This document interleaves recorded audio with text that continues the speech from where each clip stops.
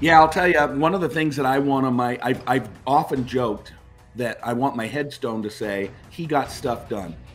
And maybe not even necessarily the word stuff. It's not the critic who counts, not the man who points out how the strong man stumbles or where the doer of deeds could have done them better. The credit belongs to the man who was actually in the arena, whose face is marked by dust and sweat and blood. Welcome to the Men in the Arena podcast, where we interview specialists in the realm of manhood. Each of our guests is an expert in their chosen field or cause as it relates to men. Our conviction is to call you into the arena of manhood, call you out of the faceless, nameless bleachers, and call you up to be the best version of you. Because when a man gets it, everyone wins. Enjoy today's episode. Men in the Arena Army, we salute you. Hey guys, thanks for listening to this episode of the Men in the Arena podcast. I'm Jim Ramos, your host of the show. Guys, today we're interviewing a guy that wrote a book that I really loved. This book. This is a fiction book that talks about the statue of David and how we as men can basically chip away at the best version of ourselves. You're really going to love this interview. It's a little bit on the shorter end. It's short and sweet and powerful, man. But before we bring Chris on the show, I want to read one of our hero stories. Now, remember, you guys are the hero of this ministry. The impact that we have on your life, we want to hear that impact. We want to hear your victories. We want to celebrate that. Whenever we do receive a hero story from you and we use it on our podcast, if you just hit us up with your address, we want to send you some swag. Today's hero story comes from a guy named Zach, and Zach writes this. He said, I've just started listening to your podcast. It's opened my eyes on how to become a stronger Christian man, loving husband, and a father. I'm doing the Bible study in a year, and I'm about to finish as we close out 2021. Next year, I plan on doing the New Testament in a year, along with reading my Bible. Your podcast intro has really spoken to me, calling men into the arena, calling men out of the faceless bleachers, and calling men up to be the best version of themselves. That's really cool, man. Thanks, Zach, for that. I'm more of an introvert who will lean back and watch and not stand strong when needed, but I'm learning to be more upfront and bold in my leadership. Zach, thanks so much for that hero story. Hit us up at menarena.org with your physical address so we can ship you some swag. So, guys, send us your hero stories. We want to honor you. We want to put you on display. And, guys, as we move into our man law today, I want to share a simple man law. It's very, very simple. It's a little bit, these are meant to be funny, but they're also meant to illustrate how confused we are as men. And if I ever use your man law, again, send me your address to menarena.org. I will send you some swag. This man law is simply never, ever send a text or a message to another man with an emoji attached, unless it is some kind of hand gesture. So it's okay to include a hand gesture, but no other the blowing kisses emojis, none of this stuff. And so now I know what's going to happen. I'm going to be inundated with thousands of messages from you with little flower and heart and blowing kisses emojis. But just know that you're breaking a man law. So anyway, hey guys, if you have a man law and you want to share it, we just want to do that for laughs. So we're going to put these into a book at some point, and you can have access to all of the man laws, global man law book. Anyway, hey guys, I'm excited to have our guest on today, Chris Widener. He is 55 years old, lives in Chattanooga, Tennessee. He's been named one of the top 50 speakers in the world and is a member of the Motivational Speakers Hall of Fame. And he is a former pastor, so I love that. So we are both former pastors. He's the author of 22 books that have been translated into 14 languages. Chris, it's a pleasure to have you on the show today, man. Hey, thanks for having me. I appreciate it. No, I'm excited. Hey, in your bio, you said that you had a rough childhood. Can you give the guys some context into who you are? Tell us a little bit about that rough childhood and things you enjoy in life. Yeah, sure. So my dad did pretty well. He was the fifth partner at an architecture firm called NBB&J, which is one of the world's largest now. At the time, they had about 150 architects when I was born. He did all of their accounting. He was the CFO. He did all their accounting with an abacus and a slide rule. Isn't that hilarious? This 40 Wow. years ago, that's what people were doing all their math with, and a 10 key, of course. But anyway, he died at the age of 41. My mom had to sell this house, which recently sold for $3.2 million. She had to sell it because she couldn't afford a $400 a month mortgage payment, because my dad, even though he was making 90 grand a year in the 60s, he had $30,000 worth of life insurance. So that began a downward spiral. I had no male role models in my family. My grandpas were basically gone. My brother was 13 years older than me, and he moved out of the house and then married a girl who didn't like my mom. So I didn't see much of him. I began to get involved in drugs. My mom went into real estate. She moved us around a lot. She flipped houses. So I lived in 28 homes and went to 11 different schools. I don't know why she didn't flip homes in the same school district. But she shipped me off to live with my relatives twice, once in the 4th grade, once in the 9th grade. Started drugs in the 6th grade. And then I became a Christian the summer before my senior year of high school. Ended up eking my way out of high school. Got into Bible college, got a youth and family degree, moved to northern New Jersey. I was in a very, very, very wealthy town, wealthy church. And I got taken under their wings of some of America's biggest and best businessmen. My first business mentor was the CEO of Mars Candies, a little $35 billion a year company. But great Christian men, and they taught me that you can be very successful in life and still be a Christian as long as you honor the Lord with your life and your wealth and your influence. And so I was a pastor in Seattle for 11 years, from 1991 until 2002. Started 3 churches for the Christian Missionary Alliance, and then I started writing and speaking full time. I ended up being taken under the wing of a guy named John Maxwell. I ghost wrote for John for about 1.5 years, 2 years. I wrote his nationally syndicated column. That led to me working with a guy named Jim Rohn, who very, very well known. I wrote Jim's last book called 12 Pillars. And many people know Jim through Tony Robbins, because Jim gave Tony his first job when he was 17 years old. And then I ended up being mentored and working with a guy named Zig Ziglar, very strong Christian man who was in the motivational speaking world. I ended up having a TV show with him that you can still find on YouTube. And it was called True Performance. People say, how long ago did you do that video with Zig? And I said, about 30 pounds ago. So so anyway, that's sort of the short version of how I got here.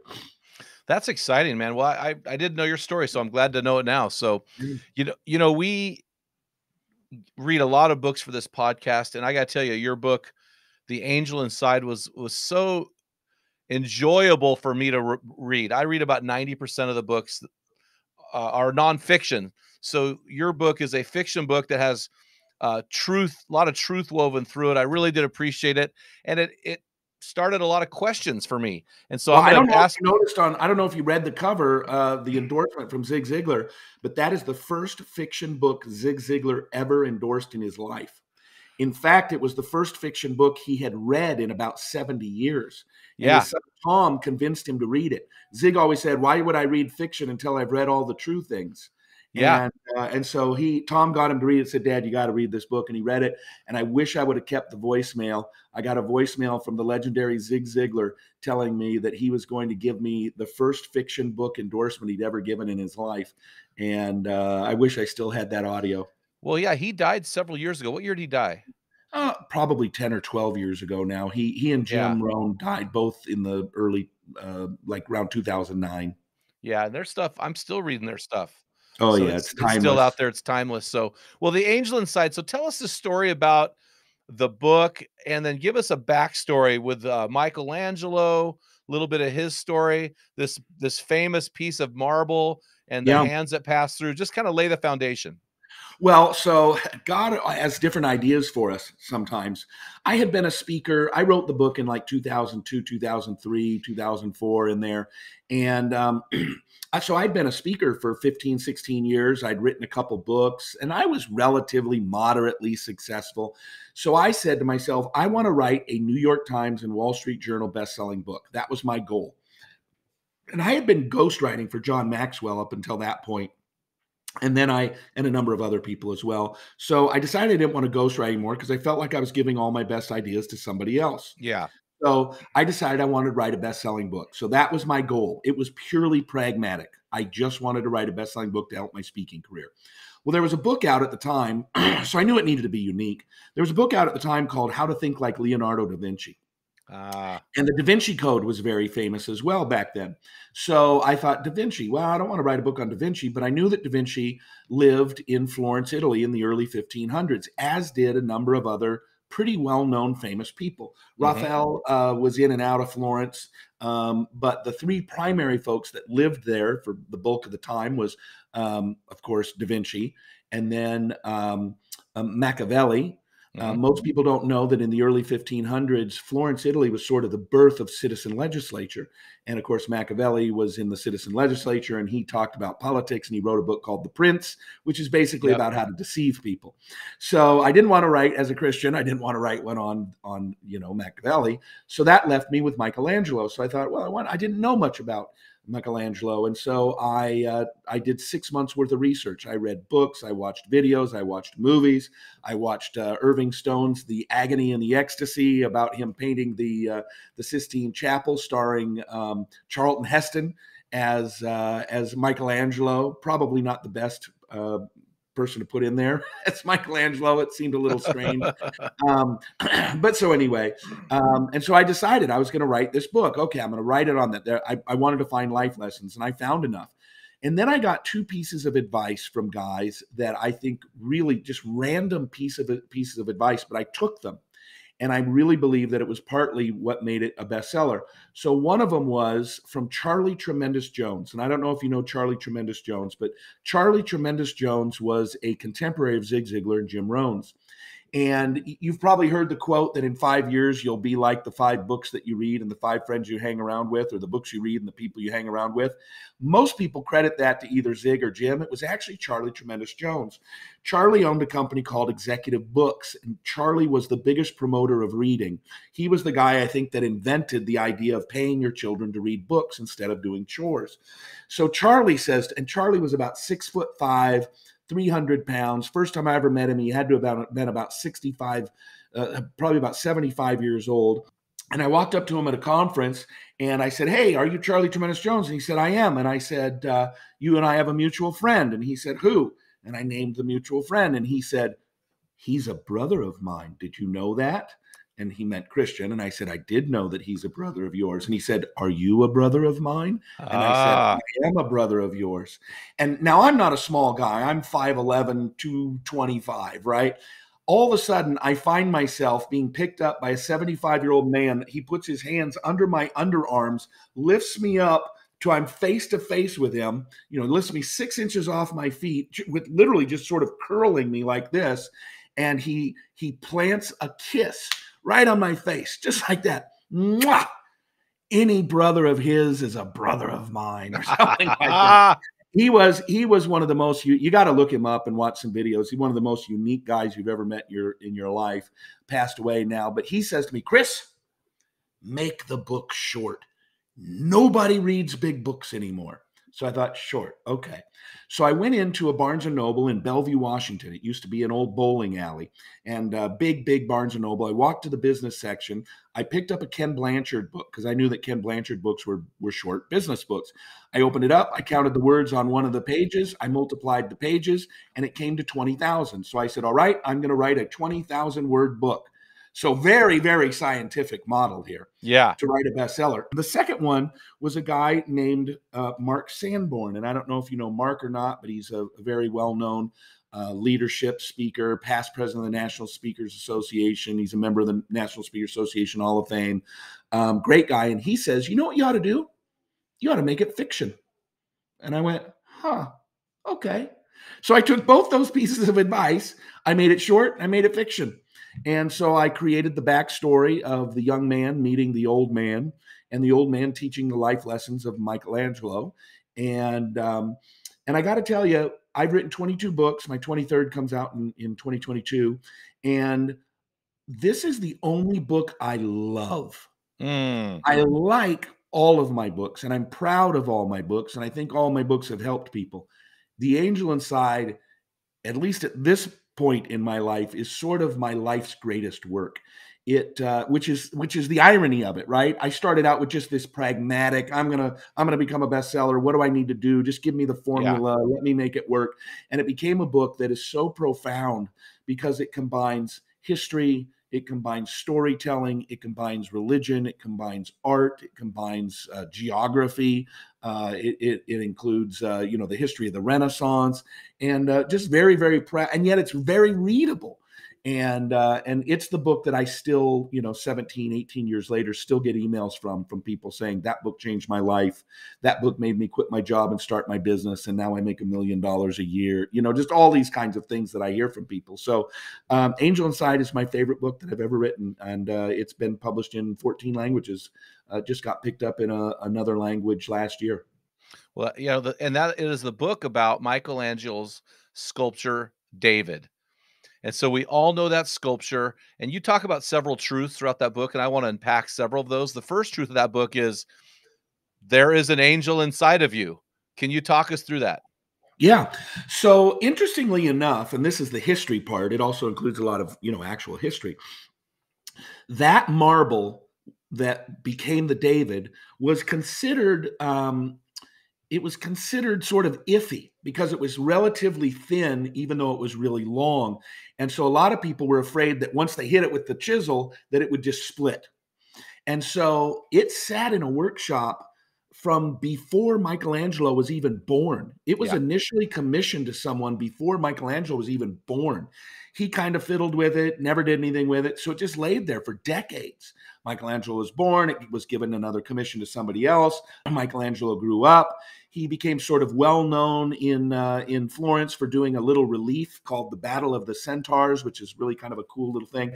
That got him invited to come to Rome, where he did a statue called the Pieta, which I actually think is his most beautiful of all of it. And it's profound. It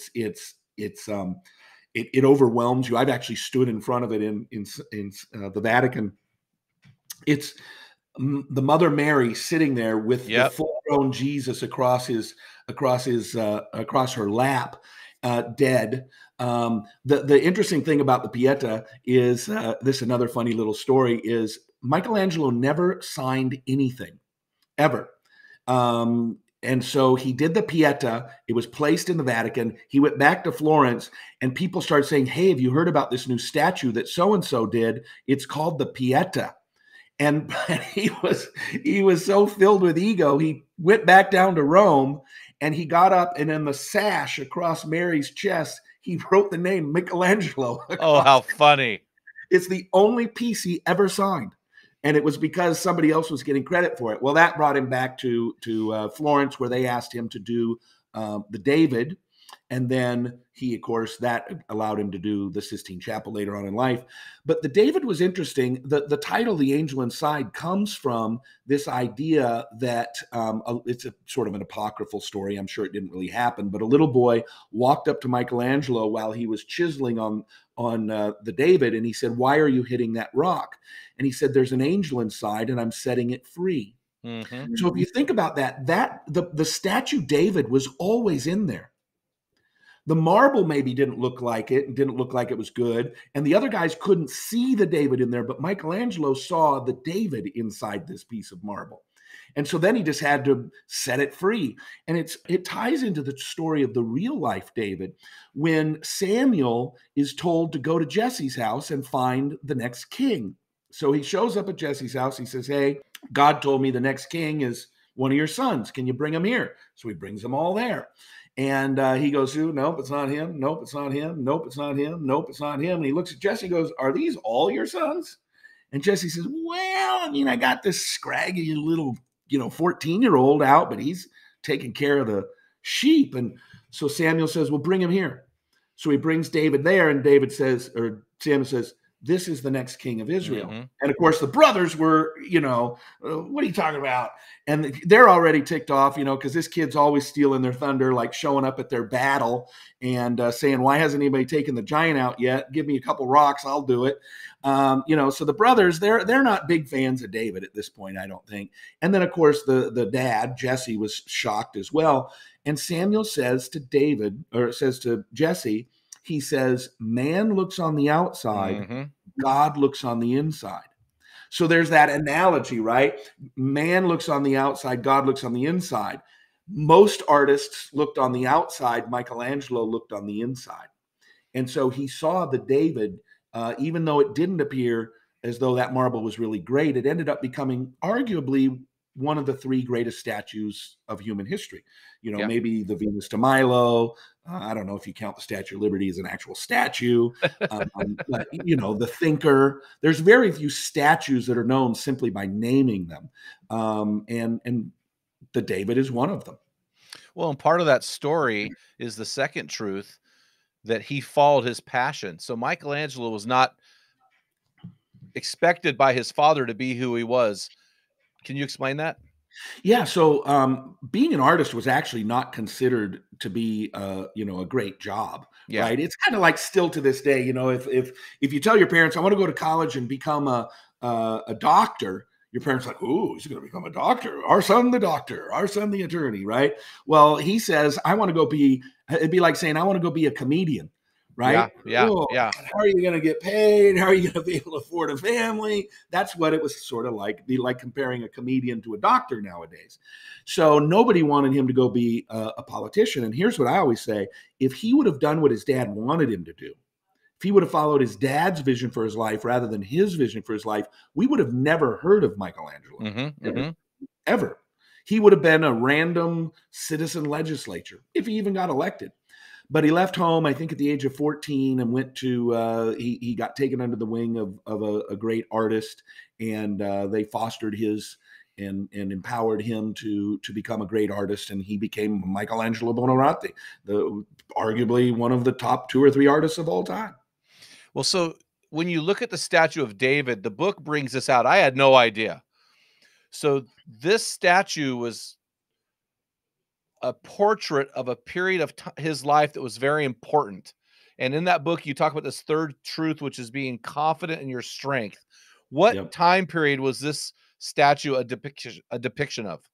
So the David is, and if you've ever been there, it's really amazing. They actually have one in the Galleria Academy, and then they have one outside in this sort of big open air thing where they have all sorts of statues. It's really cool in Florence. We actually do wine and food tours to Florence around the book now. We've been there a few times, but those of you who remember the David, he's actually holding a sling. And so this is him standing there, and it's before he killed David, because he's holding a rock in his hand, right? So he's looking. And the idea was they wanted to get him in that pose because they set it at the front of the city gates, and they wanted people who came to realize, we're ready. You want to try and maraud this town? Here we are. We're here. We got our slings and we're ready to go. So it was sort of, because most statues of David at that point had been post-killing of Goliath. Most of them had the head of Goliath either in the hand of David or at the foot of David. This was done before. And so, and when you look at David's face, it really is a face of confidence, right? So the idea is being confident in your strength. So here's this 14-year-old boy. He goes up to the battle. He doesn't even know what's going on. And he shows up, and here's this 9-foot Goliath out there yelling, about what rotten people the Jews are. And David looks around and goes, "Who's this Yahoo?" And he's like, "Well, none of you guys are going to fight. I'll fight him." So they're like, "All right, let's let him have a chance." So they try to put Saul's armor on him. Well, it's way too big because he's a kid and Saul's a grown man. So he's just completely like a fish out of water. So what he says is, "Look, here's how I take care of the sheep. Just give me a few rocks in my sling and I'll take care of this old boy." And so he gets comfortable with what his strength is. He didn't feel comfortable, with sword fighting or wearing big armor and clunking across like a kid wearing his dad's shoes. He felt comfortable with a sling, and he picked up 5 rocks. He only needed one. And he let fly and right down the square of the guy's forehead, and down he goes. So the idea is pursue your passions, obviously, but operate out of your strengths. Don't operate out of your weaknesses. So I have a personal mission statement I wrote 30 years ago, and it is that I will use my writing and speaking skills to help other people turn their potential into performance to succeed in every area of their life and achieve their dreams. So as I'm deciding what I'm going to do with my career and with business opportunities and things like that, the first thing I run it through is my mission statement. Yep. I will use my writing and speaking skills. If it doesn't include me writing or speaking, I really don't do it because I want to operate out of my strengths. And we've started a big tour that we're doing now. We've done a couple of events. We're going to take them all over America. And I partnered with a couple of guys whose strengths are putting on events. And so, we had 2,000 at our first event. We had 3,600 at our second event. We're just getting bigger and bigger. And I tell people it's because they've done events for years and years and years, right? And somebody said, wow, you guys are killing it after just 2 events. I said, well, it's 2 of these events, but they've done thousands of events. So I'm great on stage as a speaker. I MC the event. They're great on putting on these events. And together, when everybody's operating out of their strengths, that's when it really moves forward, which is why in your local church, God gives everybody different strengths and spiritual gifts so that we can work together. And it's together. You got one guy can preach. You got one. You don't want your preacher counting the money. You don't want your money guy giving the sermon, right? Yeah, for sure. One's really great at running the church budget, and the other guy's really great at giving great sermons. Let everybody do what they're supposed to do, and that's when the organization and the group move forward. So this 4th truth deeply impacted me, but then it also brought a question in my head, which isn't in your book, and I'm going to ask it just because I have a question about it. The 4th truth: I'm not a detail-oriented guy. So a lot of the mistakes I make are overlooking the details. So this really kind of redirected me. The truth is, find the beauty in the details. So now when you look at the sculpture, the detail in this is exquisite. It's bar none. But here's the question I have. Yeah. And this isn't in your book, but I know you know the answer. So you said that David, when he saw Goliath, he said, "Who is this uncircumcised Philistine?" Right. He said that because he was Jewish, which meant he would have been circumcised on the 8th day. Yep. There are 2 things with the statue that trouble me. The first one is he's not wearing any clothes. He's butt naked, and he's not circumcised. So I don't understand that. That had to have been strategic on Michelangelo's part, but why have a naked David and one who's uncircumcised? Did you ever learn anything about that or why he did that? No, I didn't even know that he was uncircumcised. I didn't even really think about it. But that's interesting. Yeah, because David would have been circumcised at that point. I don't know. That's an interesting. I'm gonna have to figure that out. And he would have had a loincloth on. So that's why I'm going, okay, you know, Michelangelo, you've all this exquisite detail, but you've left out, and I know it just didn't make sense to me. So I do know that I've done a lot of reading about the way Greeks would do their statues. Greeks are very big and powerful and muscular and those kinds of things, and they feel like that he was influenced a little bit by Greek, because not necessarily true that David would have been this big, massive muscular kind of guy.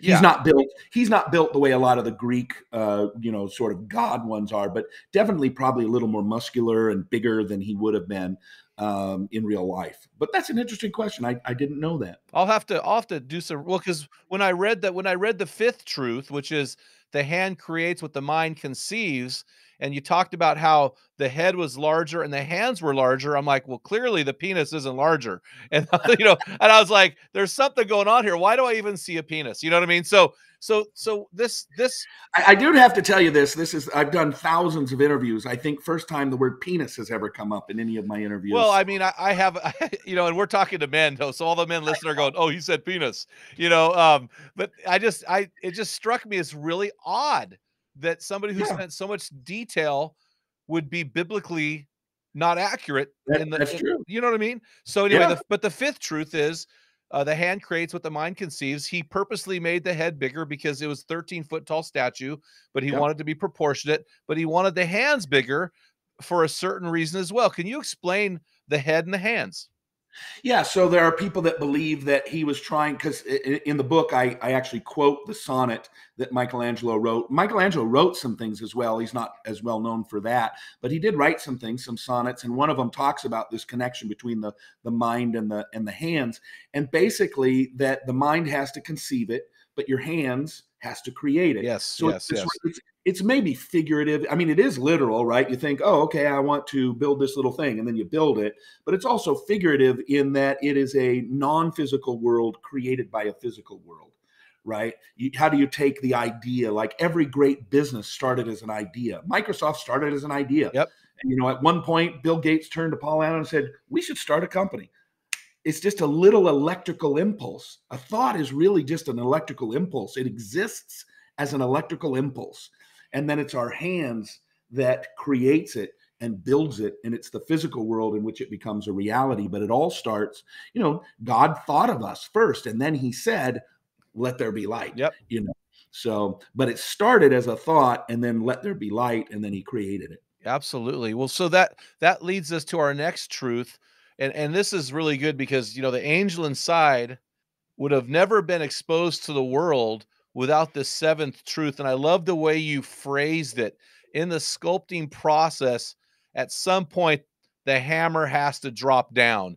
And so in other words, start with swift action. Can you walk us through that truth and how fear can hinder that? Yeah, I'll tell you, one of the things that I want on I've often joked that I want my headstone to say, he got stuff done. And maybe not even necessarily the word stuff. Because one of the things that I'm really proud of is that when I say I'm going to do something, I'll do it. 6 months ago, I hadn't even thought about this conference tour that we're doing now.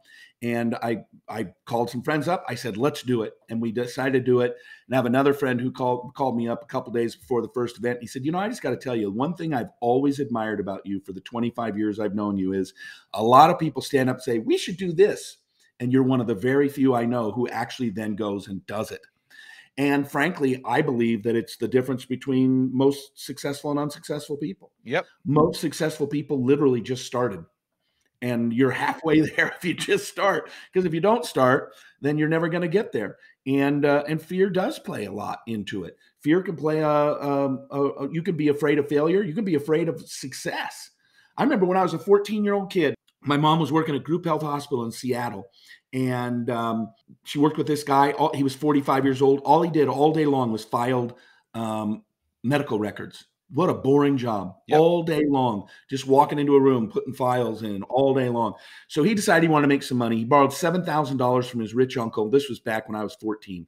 Borrowed his money from his rich uncle, and he bought the license for the Pacific Northwest for a self-watering flower pot. I'll keep the story about as quick as I can. He comes to me and says, hey, you want to make some money? I said, sure. And he said, I'll pay you $1 for every pot you sell. I said, okay, great. Now, he thought I was going to go door to door and knock on every old lady's door and sell pots 1, 2, 3 at a time. I decided to call up a major homes goods store. This was before Home Depot, before Lowe's, before any of these. They were regional. And this one had, I think, 140 stores in Washington, Oregon, Idaho, and Alaska. So I call them up and I go, I got a self-watering flower pot. I'd like to come down and demonstrate it for your folks. They said, great. They were based in Seattle. My mom took me out, I think probably to Ross Dress for Less, bought me a blue blazer and dropped me off on the corner in downtown Seattle and said, I'll be back in an hour to pick you up. I marched in. This guy was shocked to see a 14-year-old kid in a blue blazer that was too big for him, but I showed him the self-watering flower pot. He put some water in it. He worked the dial and he went, wow, it actually waters itself. Okay, I'm in. He said, I'll tell you what, I'll do a test. I'll do a year-long test. I'll take 20 stores out of all our stores. I'll test them in 20 stores. I'll take 4 boxes each every month for 20 stores. So figure this out. If you do the math, there's, call it 25 in every box. It was 24, but for the math, 4 for every store, that's 100 times 20. That's 2,000 a month for a year. I sold 24,000 flower pots. So I go back to work with my mom after school one day, and I walk in, I go, hey, I sold some flower pots. And he goes, really? How many did you sell? And I said, 24,000. And I kid you not, he was so afraid, he called the company up, gave up his rights, got his $7,000 back. He was afraid of success. Wow. And it was just shocking to me. So people can be afraid of success. They can also be afraid of failure because people just don't know how to handle that kind of stuff. Yeah, that's true. Well, so he starts with a swift chisel strike to the piece of marble, which leads to the 8th truth, which is something I think that these young guys listening to our podcast right now, by young, I'm talking, I'm 56 years old. So anybody under 35, I'm going, man, that's a young guy. Me too. These young guys, They just want to have it, and they want to have it now. So your eighth truth is embrace the stages. And you talk about chipping, sculpting, sanding, and polishing. Can you talk us through that? Yeah, everybody wants to come out immediately and look great. Well, it didn't. The David didn't look great for. I think it took over a year to actually do the work. Right, 28 months. I think you said in the book. That's right, 28 months. So the first thing you have to do is you have to chop off big chunks. Right, when you come to Christ, there's just big chunks that need to fall away. Yeah, maybe you're drinking or sleeping around or whatever. Okay, bomb. They just go. Right, they're gone. Maybe you're dealing. Maybe you're whatever you're involved in. Right. Big chunks, because those are the easy ones. Okay, I need to stop doing this. That's out the door. I'm following the Lord now. Well, then you also have to have some sculpting. You have to do the little bit of sculpting in there, and you got to get to the finer details of what God wants to do in your life. And then the sanding comes next, and the sanding is rough. It's where they take something rough, and it hurts. You don't like it. You don't like the sanding part. You don't want to do that. But it's what you have to do in order to get to the point now you can polish it up. And now you polish it up, you put the oil, you put all that stuff on it, and now it looks beautiful. The problem is nobody wants to go through the chipping, the sculpting, and the sanding. Everybody wants to go right to the polishing. And, the Bible is clear, some very famous verses, James chapter 1, verse 5, I believe it is. Maybe it's verse 2. Consider it pure joy, brethren, when you encounter trials of various kinds, because we know, right? This is what it produces. Troubles produce perseverance. Perseverance produces character. Character produces hope. Everybody just wants the hope. They don't want the negative experiences, the hardship, to get them there. And I think that's a great lesson. Well, and we live in a world where comfort is king and pain is the enemy. And I think biblically and realistically, the opposite is true. You don't get healthy without pain. You don't have longevity without doing certain things, making decisions against yourself. And this is a real problem, which leads to, and we're running out of time today, but it leads to, I'm going to combine our 9th and 10th truths from this sculpture, which I just really love this book. 9th truth is be content. And the 10th truth is simply no one starts with a Sistine Chapel. So how do those relate to these guys wanting to be their best version in life? Yeah, so we have to be content. Jim Rohn always used to say, pursue everything you want while being content with what you have. And the Apostle Paul said, hey, I know what it's like to be rich. I know what it's like to be poor, right? I know what it's like, but I can be happy and content in everything. And so I believe that contentment is something that's very important for us to. It doesn't mean that we're not ambitious, because God was ambitious. I wrote a book called The Image, and in there I talk about how God is an ambitious God. He says, you know what I'm going to do? I'm going to create an entire universe. That's pretty ambitious. My people are lost. I'm going to send my son down there. He's going to die on a cross. I'm going to win the entire world back. That's pretty ambitious. When you think about that, we should be ambitious, but we need to be content. And then lastly, the last one being no one starts with the Sistine Chapel. Sort of goes back to the one we were talking about. Everybody wants to start out polished, right? Well, most people would know the Sistine Chapel. Fewer, probably less, the David, and then still fewer the other ones that he did. Sistine Chapel is pretty famous. A lot of people know about it. But that's not where he started. He had to start with little tiny ones, and then he had to start with a bigger, go to a bigger objective of art, and then he had to go to a statue, and then he had to go to a bigger statue, and then that's when he was offered the big job. And I just look at so many people's careers. You get to the bigger things later on in life because you prove yourself in all the smaller things. Absolutely. And that's a principle from God. Though to those whom have been faithful with little, they shall be faithful with much. No, I love that. Well, your first truth was realize there's an angel inside you. Second truth, follow your passion. Third truth, be confident in your strength. Fourth truth, this is the one that hurt me the most. There is beauty in details. Fifth truth, the hand creates what the mind conceives. Sixth truth, plan and prepare. Seventh truth, start with swift action. Eighth truth, embrace the stages of chipping, sculpting, sanding, and polishing. Ninth truth is be content. And of course, the 10th truth is no one starts with a Sistine Chapel. And I want to go back in the last couple of minutes we have to the 6th truth, which is plan and prepare. And you said something I want to end with today. Most people never plan for the kind of person they want to become. Yeah, you know what? I call them tumbleweed people. They're like tumbleweeds. They, think of an old Western. Everything's just empty and it just blows down the middle of the street. And then the wind changes and it blows down the other street. Most people spend more time planning their vacation than they do their life. Oh, for sure. And the fact is they need to learn how to plan their life. They need to learn how to plan their business. They need to learn how to, plan all these kinds of things. And instead of just drifting through life, and I think especially as Christians, and I know some Christians will say, well, wait a minute, the Lord's in charge of my life, and this, that, and the other thing. Well, I would just argue deductive reasoning. Why'd God give you a brain? We just going to wake up every day and go, okay, God, drop a manila folder and tell me what to do today. No, he also gives us a brain, and he gives us the ability to strategize. He gives us the ability to use deductive reasoning. He gives us the ability to compound thoughts and all of those kinds of things. So I think it's imperative for Christians to take that aspect a little more seriously. Hold it loosely, because God may have different plans for you. Hold it loosely, but come up with your plans and commit them to the Lord, and the Lord can make difference for you in different plans. Absolutely. Well, he gave us the Imago Dei. We have a soul, a living soul, which separates us from the animal kingdom, which gives us the ability to determine our destiny, which is what is your why? Guys, what is your why? What is your why? It is not to drift. God gave you a brain. Use it. Guys, these 10 steps are super helpful. Chris, and think about the book of Ephesians. I guess I can close with this Bible verse last. Book of Ephesians, make the most of your time, for the days are evil. Yeah. So there's just a whole bunch of stuff to unwrap there, right? Make the most of your time. Well, how are you going to make the most of your time? And it's an active verb. He doesn't say, I'll make the most of your time. He says, you make the most of your time. Well, how do you make the most of your time? You have to think about your time.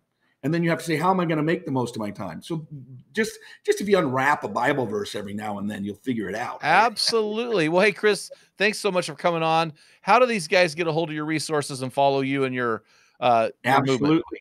ChrisWidener.com. ChrisWidener.com. They can reach me at Chris@ChrisWidener.com. They can follow me on Facebook, and it's Chris Widener Speaker. Follow me Twitter, Chris Widener. They can find me. Just type my name in. They'll find all sorts of ways of getting a hold of me. Awesome. Thanks so much for coming on the show, man. Sure appreciate it. Thanks for having me. All right. Great day. Hey, Chris, thanks for taking the time to share your wisdom and experience with our men in the arena, and for being a man in the arena yourself. Guys, what's next? What will you do because of this episode? What action will you take? Let's get our boots on the ground. So here it is for today. As 2022 is just now kicking off, if you haven't done this yet, I want you to pray and ask God to show you who he wants you to become in 2022 and what needs to be chipped away. Once God shares that with you, grab the hammer and take swift action and start chipping away. Guys, make 2022 the greatest year of your life. And pick up a copy of my free book, Tell Them What Great Fathers Tell Their Sons and Daughters, and that's available at meninthearena.org. No matter where you live, I want to ask you, no matter where you live around this world, go to the button on our homepage that says join our program. Sign up to join one of our many virtual teams. We have a team launching this month. So get signed up ASAP. Let us help you to become your best version. The only cost of signing up is you buy the study book. That's it. We're not charging you $100+ a week to sit at my feet. We are just saying, come in, sit at the feet of one of our many volunteer national team captains, and grow as a Christian community as you study our resource material and become your best version. Until next time, feel the wet sand on the arena floor. Hear the deafening roar of the crowd. Taste the sweetness of victory. Smell the stench of battle. Get in the game. Get dirty. Grind it out. And be a man. You've been listening to the Men in the Arena podcast. If you hunger to be your best version, then join thousands of men from around the world in our Men in the Arena forum on Facebook. This is the best place to have open discussions around the topic of biblical manhood. Make sure to explore our website at meninthearena.org, sign up for the weekly equipping blast, and take advantage of our many free resources designed to help you become your best version of a man. Thank you for listening to this episode of the Men in the Arena podcast. Remember, when a man gets it, everyone wins.